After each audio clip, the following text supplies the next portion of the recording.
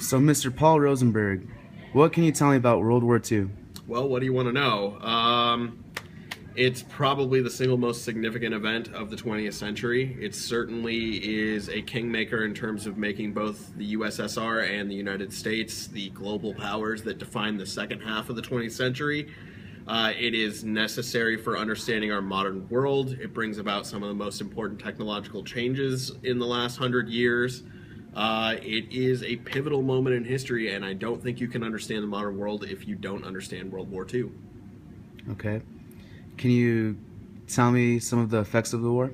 Sure. At the end of the war, the United States, for the most part, is untouched, and it really creates a powerhouse economic industry for us. We are left with the best factories in the world. We have the highest work output in the world, except for a minor economic depression after the war. Our farming becomes the breadbasket for the rest of the world. If you look at political significance, it's responsible for setting up the democracies that we see today in Western Europe. And it's responsible for rebuilding Europe and creating the fault lines along which really the Cold War happens.